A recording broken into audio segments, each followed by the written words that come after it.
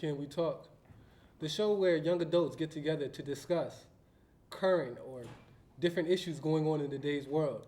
So, to my right, I have Nicole Nichols.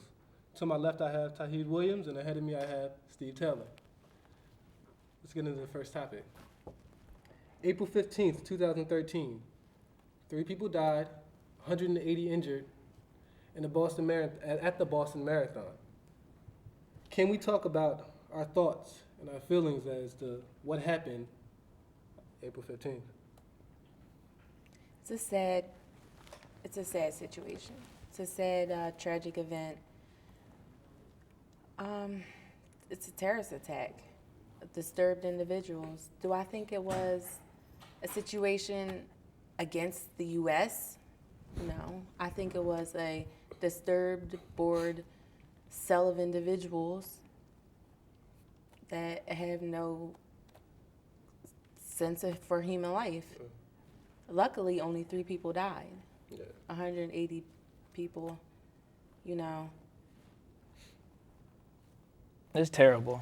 lives changed. It's just, yeah, it's terrible. It has a bad vibe to it. Boston is definitely a big city, and you're right. You're definitely right on the head when you're saying it's heartless. People, no conscience did it. And I don't want to sound, crazy or like, oh, another conspiracy buff, but I do feel like it's very suspicious that, recently laws have been getting changed, all these different things have happened, and then I would just hope that, the government wouldn't be malicious enough to, have a false flag attack, just to get some bills passed or some rights, or, they always say in politics, get reelected.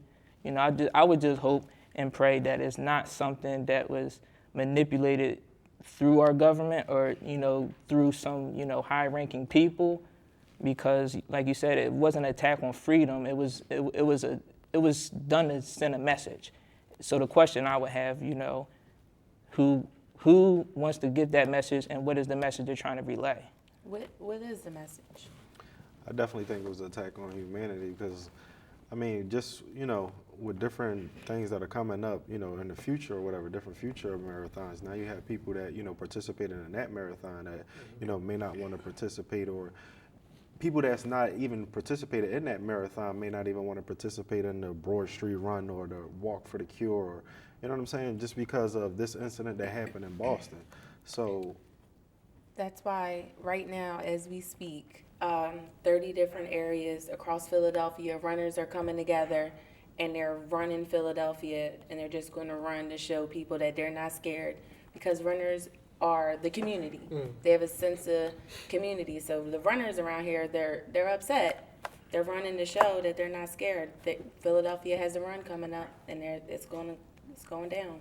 yeah, my heart definitely goes out because, like I said, you never think when you're preparing for something like that, oh, this might be the last time I see my family member, or, I'm going to run this run, and this may be the last time I get to actually run, do something I enjoy. So my heart definitely goes out for, the victims, the families, the people that are, definitely affected by that. Well, let me ask you guys this. Why the Boston Marathon? There's so many other things going on. Why did they pick this event to do what they wanted to do? That's a really good question. It's hard to say, really. It's really hard to say. Anywhere you have a group of individuals gathering, celebrating, doing something good, you have one bad apple that wants to spoil the situation. Just thinking about it, out of the 3 people that died, there was a little boy that died. His last name was Martin. Okay. And it just brings me to Trayvon Martin. I'm just thinking the coincidence of he was at the finish line waiting for his father holding a sign. The bomb blew off. They got a picture. I'm sure everyone's seen the picture a couple minutes before, but I'm sitting here just thinking that's a little bit funny. When you say conspiracy and now it's just the one kid that died holding up a sign. I just hate, I don't like you're right as far as people mention it as a conspiracy, but I really don't like the way the media and a lot of other outlets choose to use conspiracy, because it's almost like when you say that, it's almost like they want to discredit you in some way, but I'm the type of person, I don't believe in coincidences. And like you said, with the names, you know, last names matching and these different events happening, like, what's the agenda behind that? Because, you know, you're turning a positive event into a negative. I don't see. Do you truly believe that the people or the person behind causing this stuff to happen said that kid's last name is Martin, so we want the bomb to go off specifically here so that this little boy with the last name Martin dies?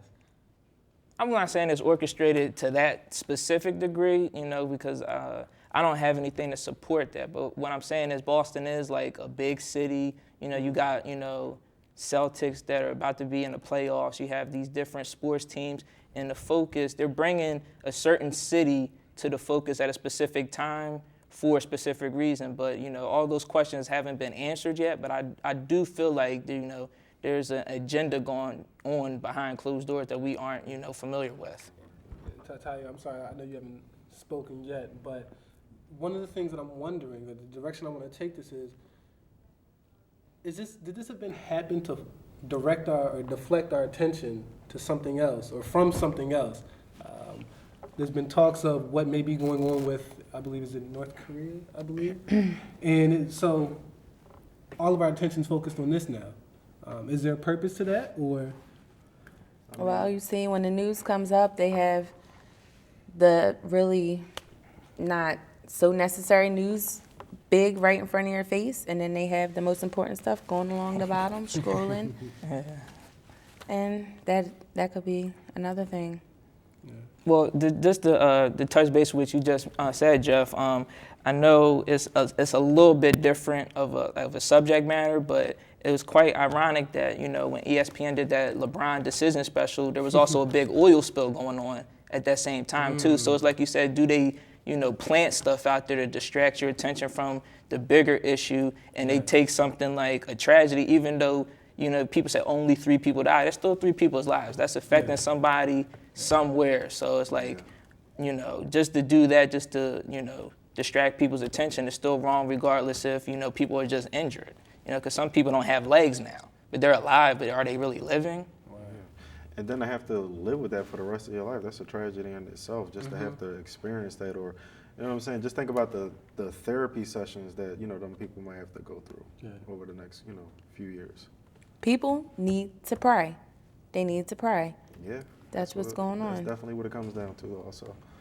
I definitely do agree with that. Put it into action too, because faith without works is dead. So you definitely want to, you know, because I feel like sometimes too, people figure, oh, bad things are going to happen, so either it's all in God's hands or it's all in our hands, and it's 50-50. You want to make that connection, but you all want to put something in action as well.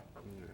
And not only people need to pray, we need to learn how to come together and be supportive. And I definitely commend the people that jumped into action to help, the selflessness that they gave. So definitely big kudos to that.